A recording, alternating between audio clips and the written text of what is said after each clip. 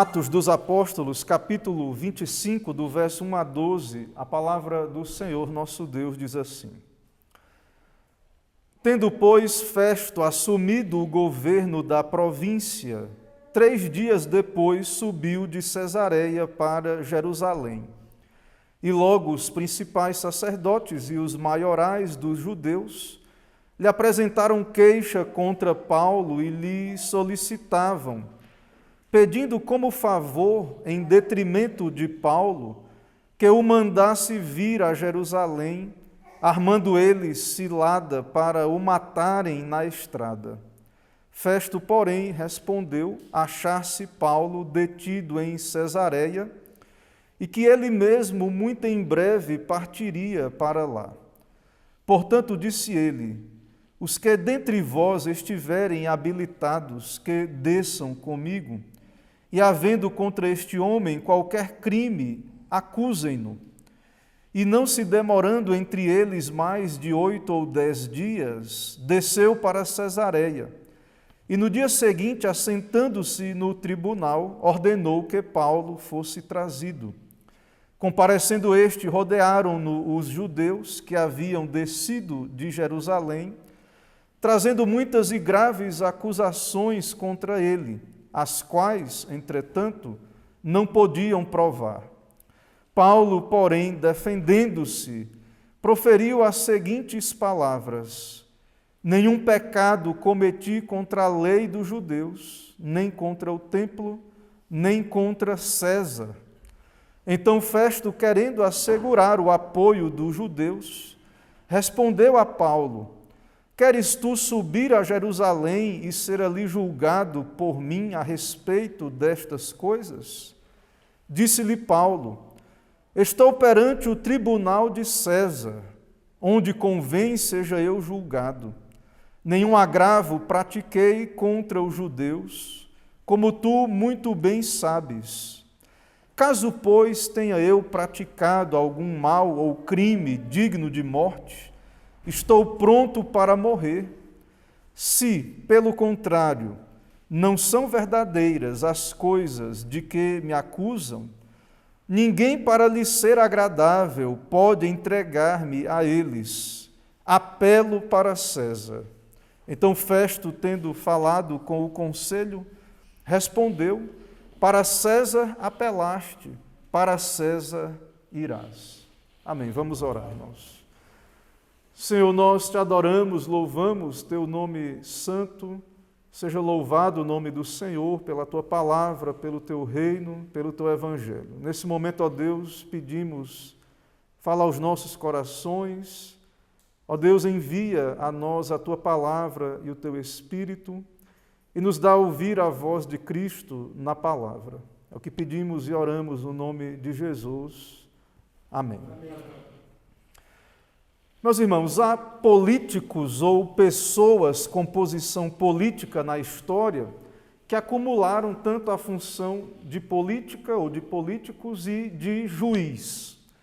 Este é o caso de reis. Como sabemos nas Escrituras, os reis, desde o período antigo da Bíblia, acumulavam papéis de governo, mas também sentavam no trono para julgar causas.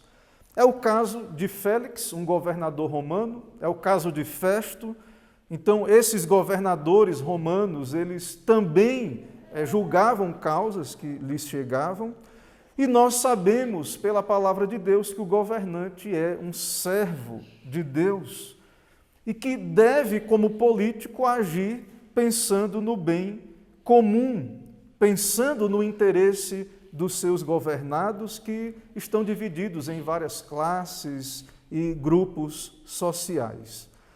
Quando uma autoridade, ela então senta na cadeira de juiz, neste momento é chamada a julgar a causa de alguém. Nesta posição, então, é esperado que haja com justiça e imparcialidade. E então, estas decisões não podem ser tomadas para agradar algum partido. Então, essa autoridade, caso ela queira fazer política, procederá de modo injusto e parcial, estará buscando interesses de grupos que fortalecem a sua posição, a sua própria autoridade. É o que vemos em nosso texto acontecer com Pórcio Festo. É o caso, irmãos, de muitas autoridades ao longo da história e, infelizmente, é o caso também em nossos dias, mesmo que atualmente, em tese, haja uma separação de poderes, mas nós vemos toda essa confusão e muitas vezes, então, pessoas que deveriam julgar agindo como políticos e algo que lamentamos profundamente.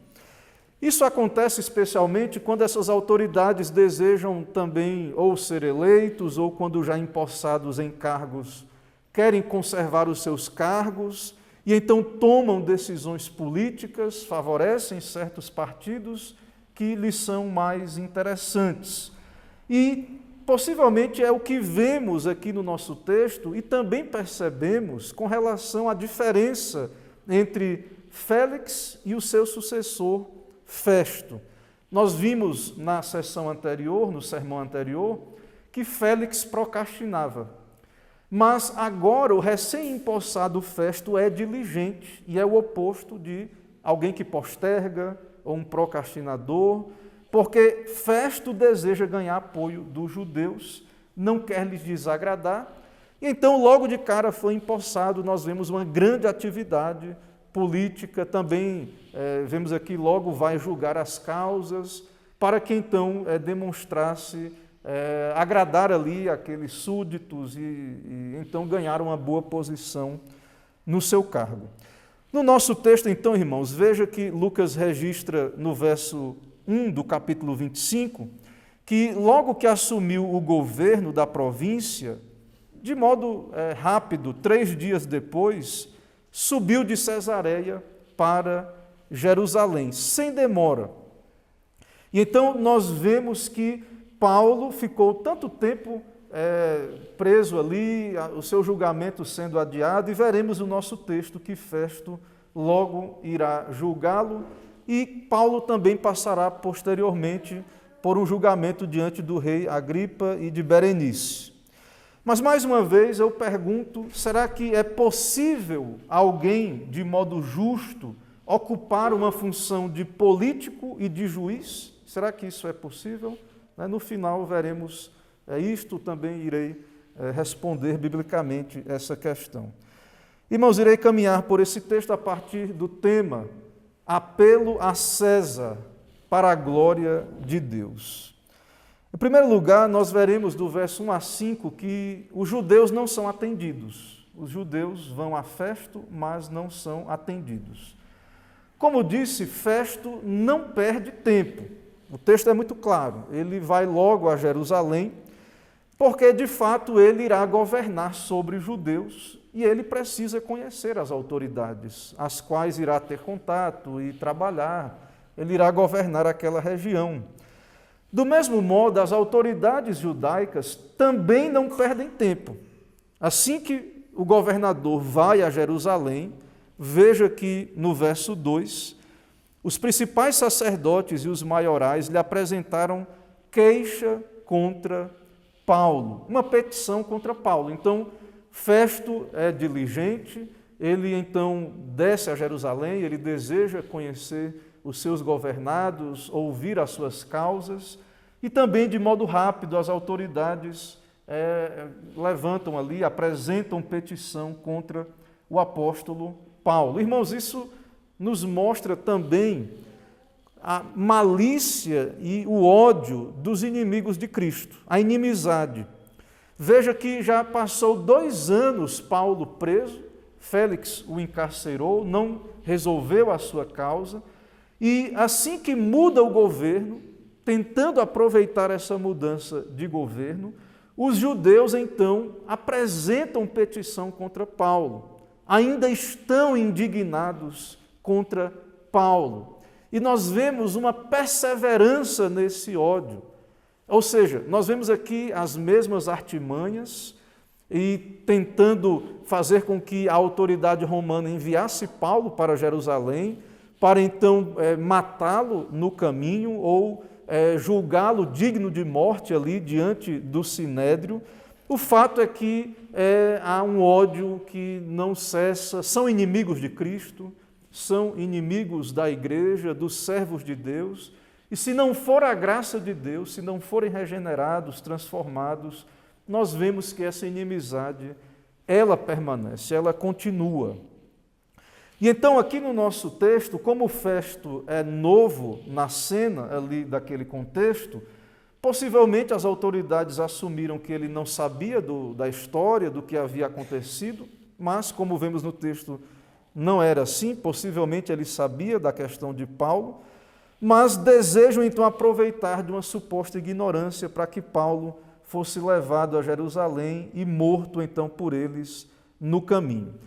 Pela providência de Deus, e aqui, irmãos, Lucas não registra o porquê Festo exatamente não os atende, mas pela providência de Deus não são atendidos. De fato, Lucas resume muitas coisas aqui nesta sessão, e o que vemos aqui é que Festo não responde de modo positivo. Vejam que eles pedem no verso 3 que Paulo seja enviado a Jerusalém. No verso 4, veja o que Festo responde. Festo, porém, respondeu achar-se Paulo detido em Cesareia e que ele mesmo, muito em breve, partiria para lá. Não era cômodo trazer Paulo, então, para Jerusalém. Paulo está em Cesareia, o próprio Festo irá para Cesareia, e então ele diz ali aos judeus que eles se apresentem em Cesareia e tragam então as acusações e acusem Paulo ali diante da autoridade.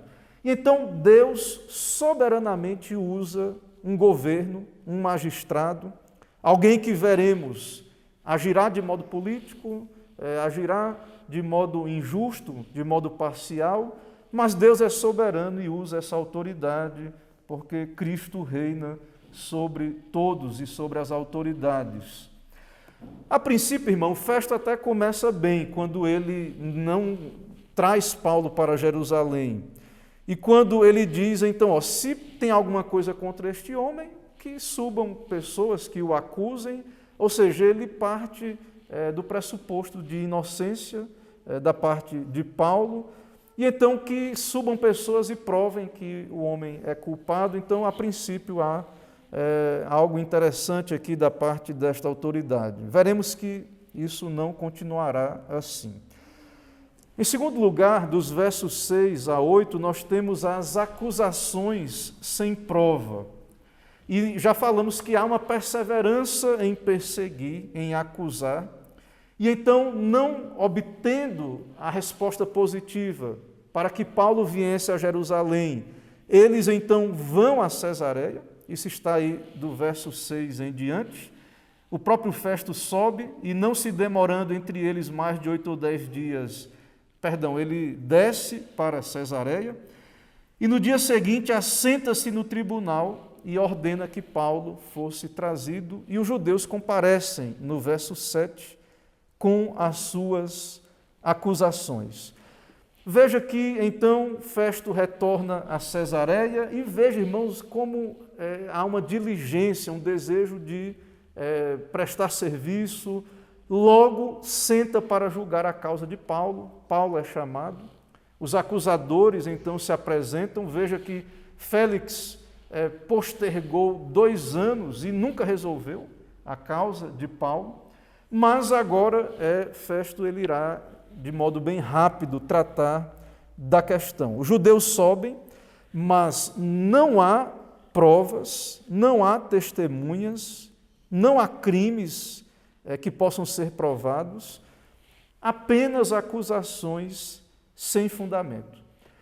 Meus irmãos, nós não temos aqui de modo detalhado a defesa de Paulo, até porque há uma repetição, um padrão repetitivo aqui no livro de Atos.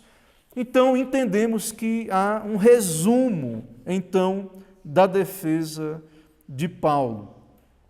Veja que no verso 8 temos aí a defesa de Paulo. Paulo diz: nenhum pecado cometi contra a lei dos judeus, nem contra o templo, nem contra César. E então Paulo apresenta a sua defesa. De fato, irmãos, a autoridade romana não tem competência para julgar causas judaicas. Paulo nega ter profanado o templo, são as mesmas acusações que já vimos anteriormente, mas há uma acusação bem grave aí, que é que Paulo é contra César, que Paulo é alguém que tumultua o império, causa motins, é um problema contra César. Será que Paulo, então, é um rebelde contra César? Será que Paulo, então, está tumultuando todo o império? Então, Paulo, ele se defende, ele nega todas estas coisas, e é o que vemos aí neste segundo ponto. Em terceiro lugar, irmãos, nós temos o apelo a César, que está do verso 9 ao verso de número 12. E aí nós vemos já uma mudança de atitude da parte de Festo. Veja aí que Lucas diz que Festo, querendo assegurar o apoio dos judeus, respondeu a Paulo: queres tu subir a Jerusalém e ser ali julgado por mim a respeito destas coisas? Não há culpa em Paulo, não há nada, Paulo é inocente, Paulo é cidadão romano. Não encontrando nada em Paulo e querendo agradar aos judeus, questiona Paulo se Paulo não quer ser julgado em Jerusalém. Irmãos, Paulo é romano, ele não pode ser obrigado a isto. E então nós vemos que, não tendo de fato nada que possa acusar Paulo, nada com provas, e então vemos que Festo trata da questão de modo político. Então certamente haveria ali talvez algum suborno, ou algum interesse de uma mão lavar a outra, fazer algo em prol dos judeus, e então ter ali uma dívida de um favor por parte dos judeus.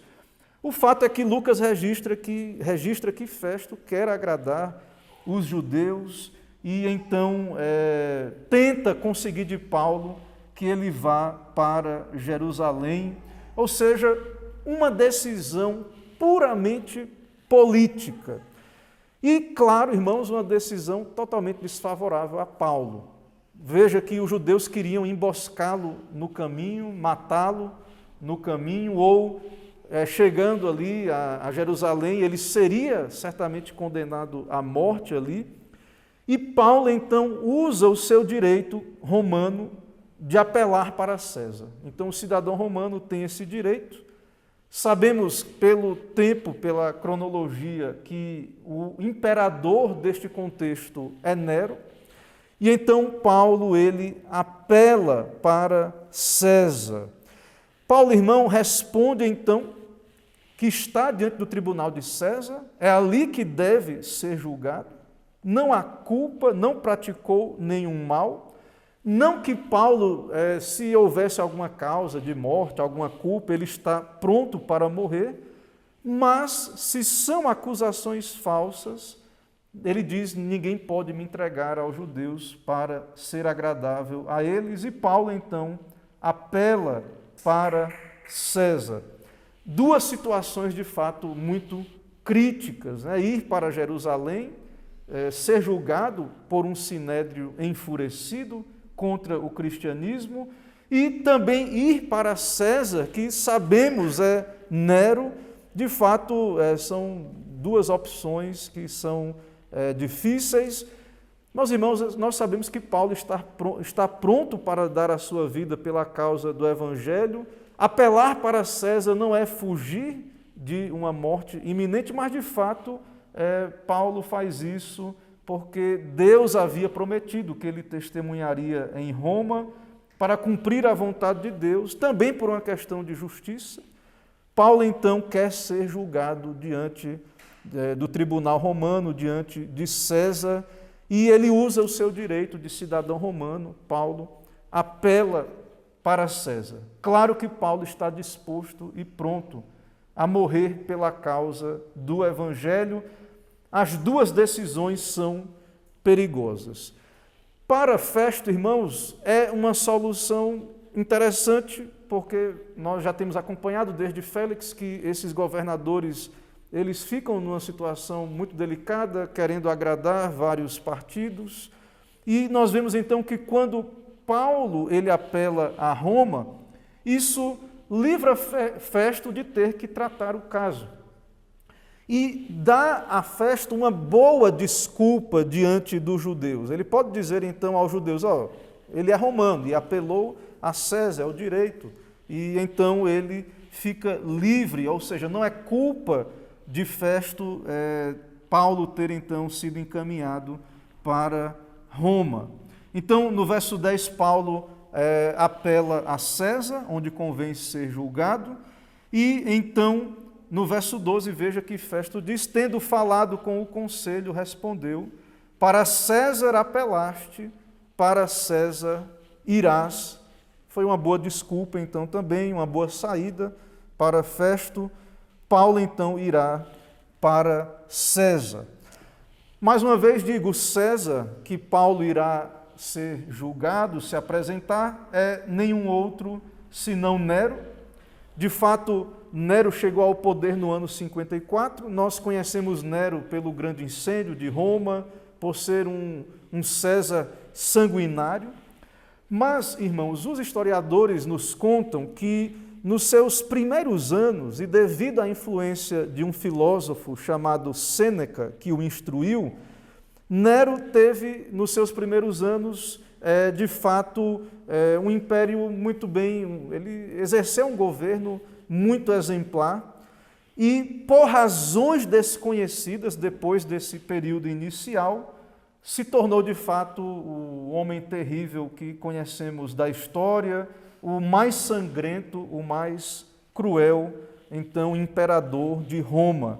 Então, nesse momento, nessa altura, dentro do contexto, possivelmente é dentro desse período em que ainda não havia se manifestado da parte de Nero essa atitude tão cruel que conhecemos pela história.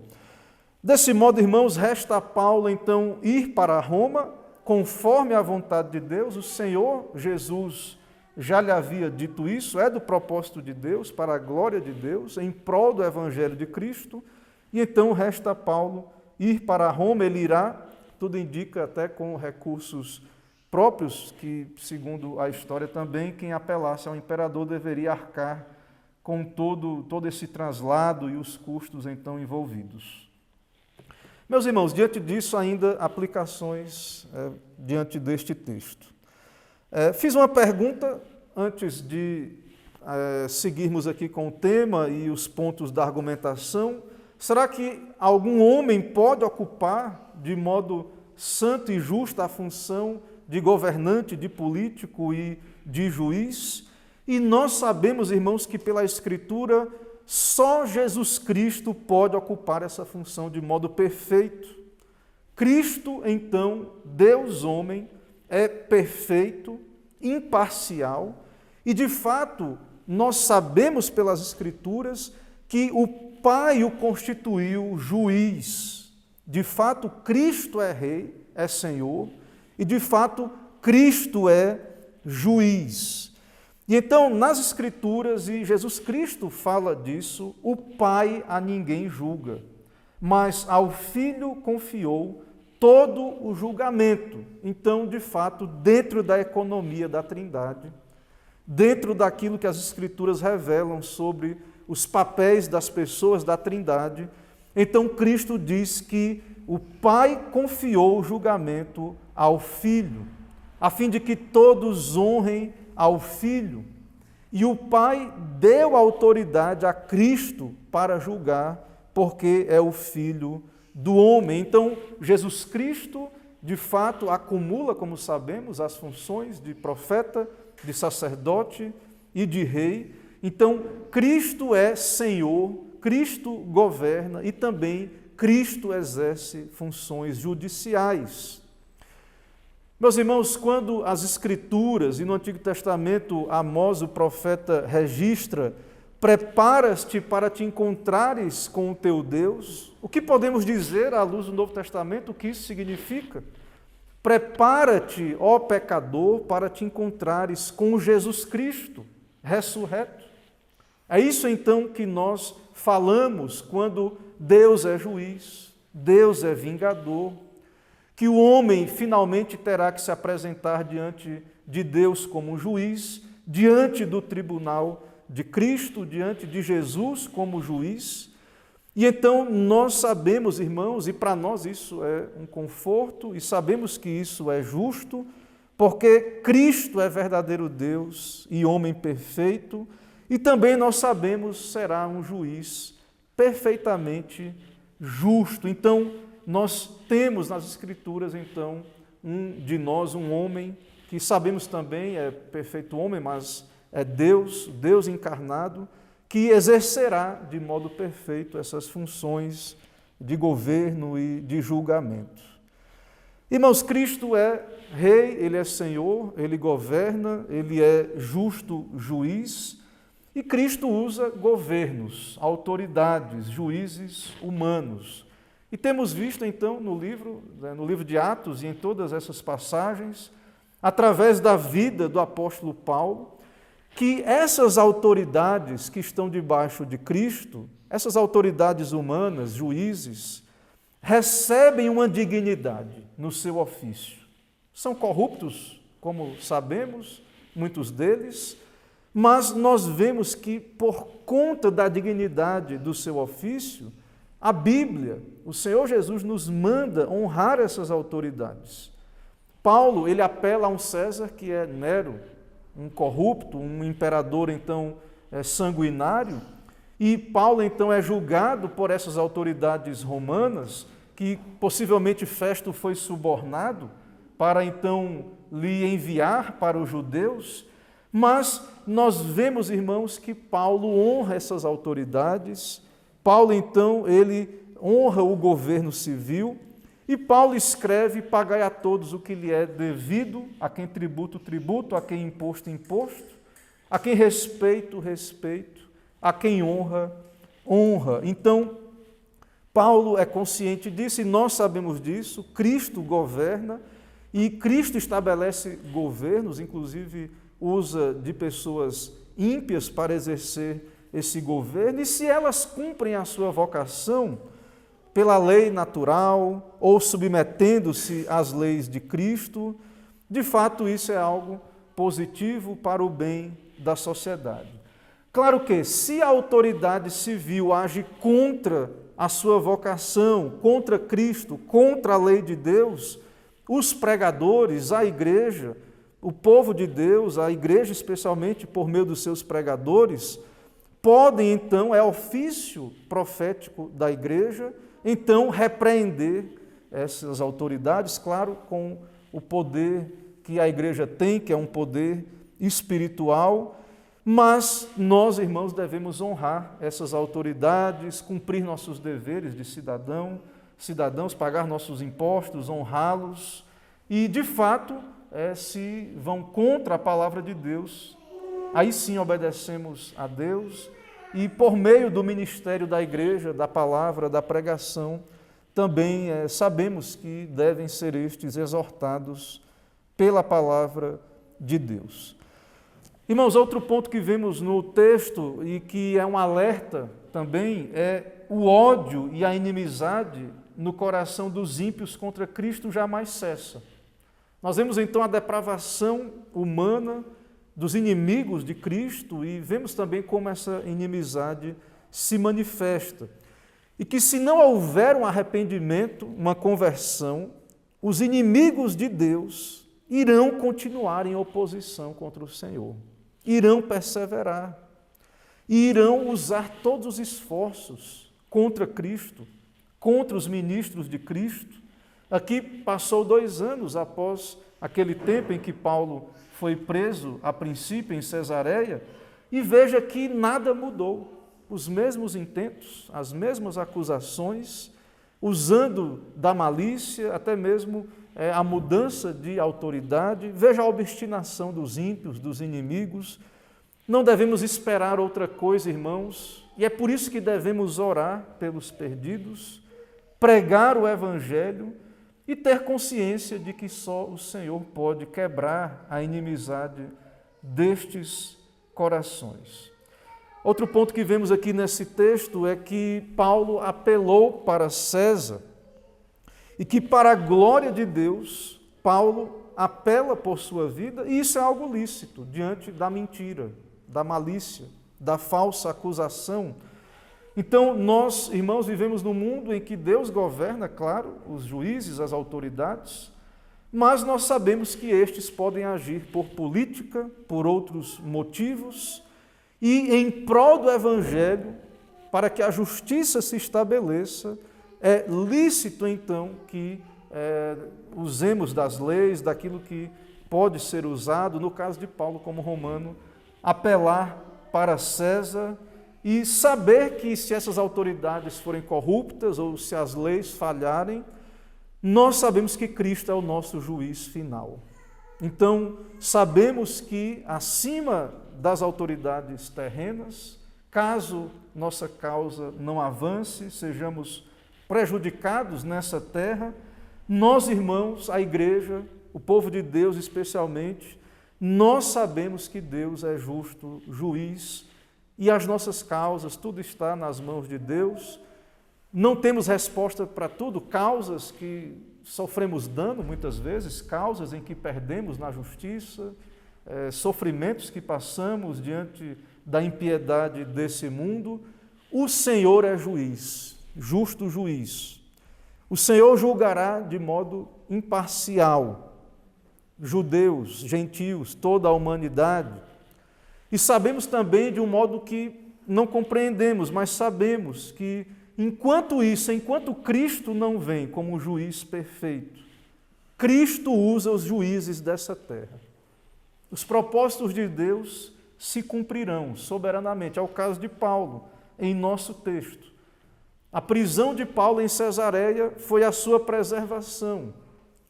Foi o meio, é a ocasião em que Deus quis que Paulo fosse encaminhado para Roma, para que o evangelho fosse pregado. Então, Deus usa também estes juízes, estas decisões.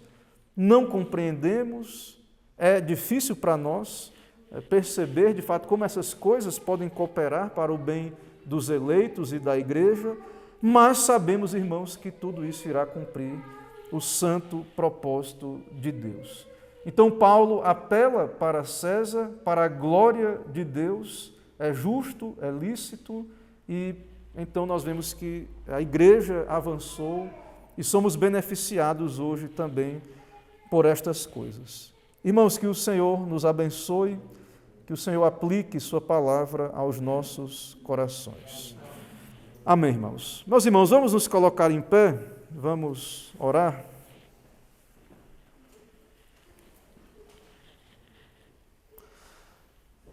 Senhor, nós te adoramos, louvamos teu santo nome neste dia do Senhor. Poder, ó Deus, neste dia reconhecer o governo, a justiça do Senhor, em meio a todo esse caos na terra, toda essa falta de justiça, de moralidade. Sabemos, ó Deus, que o Senhor é justo, que Jesus é o Rei, é juiz de toda a terra. Temos conforto, ó Deus, podemos descansar. Todas as causas estão diante do Senhor. E finalmente, ó Deus, o Senhor irá resolvê-las, tratá-las de modo justo, imparcial. Ó Deus, abençoa a tua igreja, o teu povo. Julga, ó Deus, a causa dos teus eleitos, do teu povo. Faz justiça na terra. Ó Deus, apelamos para o Senhor. Também, ó Deus, nos dá sabedoria como pessoas que vivem na sociedade, como cidadãos dessa terra. Nos dá sabedoria, ó Deus, quando sofremos injustiças ou precisamos usar da justiça humana, do tribunal desta terra. Pedimos que o Senhor dê graça ao teu povo, que tem causas, que necessita, ó Deus, passar por situações de julgamentos ou de causas serem resolvidas. Assim, governa todas estas coisas para o bem da tua igreja. E pedimos, ó Deus, principalmente pelas causas de perseguição à tua igreja, quando a tua igreja é colocada na justiça, por sua fé, por sua doutrina. Ó Deus, pedimos que o Senhor use tudo isso para a tua glória.